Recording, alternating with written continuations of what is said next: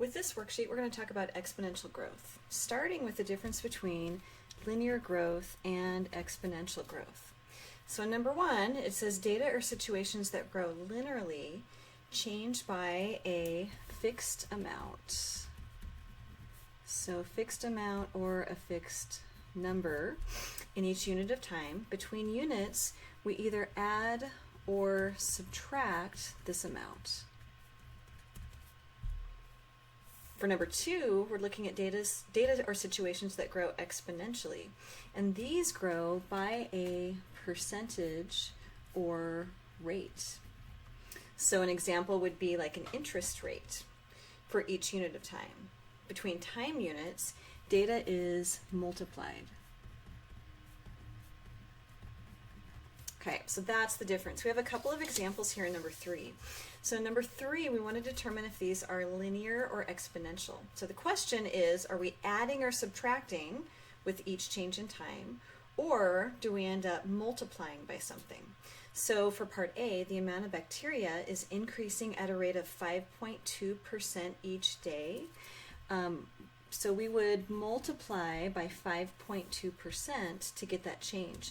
One of the other clues is that we've got a percentage and we have that word rate.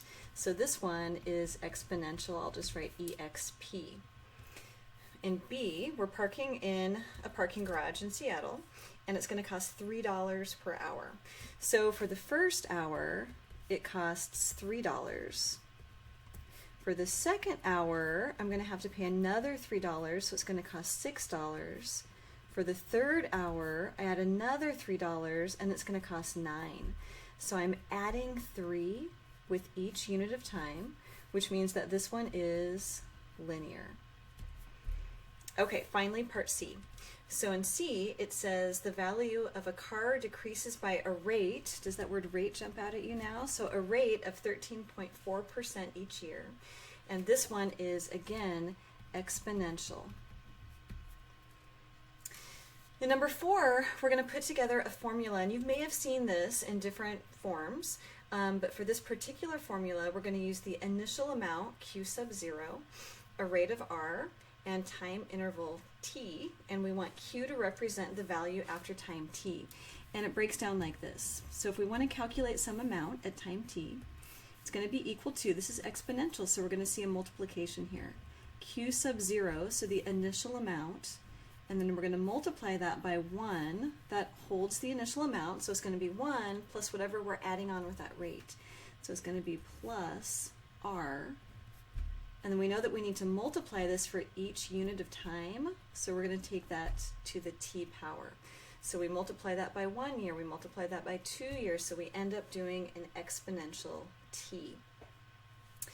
So for number 5, we've got an example here. So in number 5, we have the amount of bacteria in a 1 gram sample of soil is increasing at a rate, so we recognize right away that this is exponential growth, increasing at a rate of 5.2% each day. The initial bacteria count is 32 million. So this is Q sub 0, my initial bacteria amount. My rate is 5.2%, but I want to express that as a decimal, 0.052. So I just move my decimal place twice. I want to create my exponential function. So I'm going to use the formula that I have up here in number 4 to create my exponential function.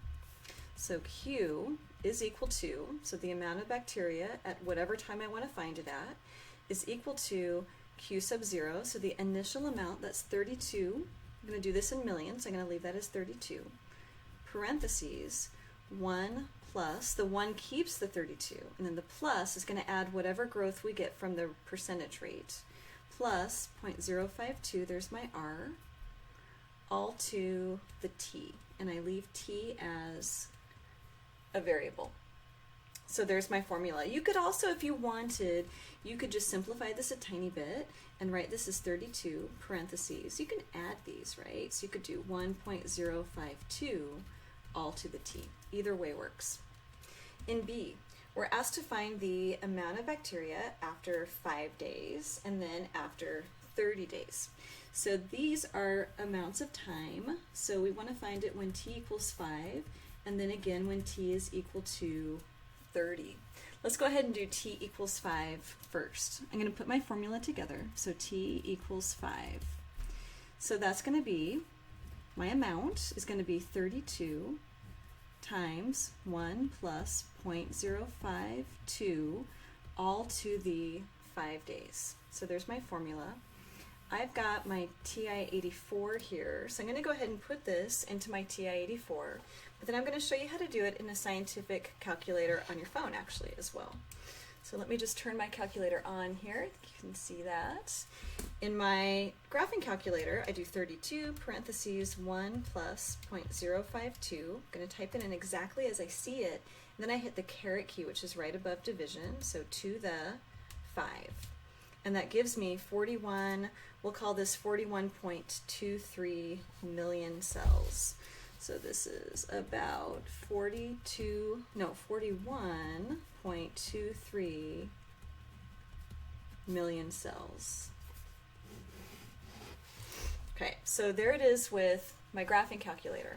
But I can also use my cell phone calculator. So I've got my cell phone calculator here. So this is my iPhone. Might be different if you have an Android or something, but on my iPhone I can go ahead and pick my phone up and turn it sideways, and when I turn it sideways it becomes a scientific calculator. Now I've got lots of functions including exponents. So I've got my x to the y key here, which is my exponent. So I'm going to start by doing my 1 plus 0.052, so you can even do parentheses. So 1 plus 0.052 parentheses, and then I want to take that to the 5th power, so I hit my XY button, to the 5th power equals, and then I want to multiply that by 32, so times 32. So the order is a little bit different, but we end up with exactly the same number. So that's 41.23 million cells, whichever way you do that. I'm just going to do that one more time so you can see me one more time through. So let me clear, and then I'll clear it again to all clear. So I start with the parentheses. When I do this with my scientific calculator, I follow order of operations. So I do parentheses first, and then I simplify that, do my exponent, then I'll multiply by 32. So starting with my parentheses, I go parenthesis 1 plus 0.052, close my parentheses, 1.052.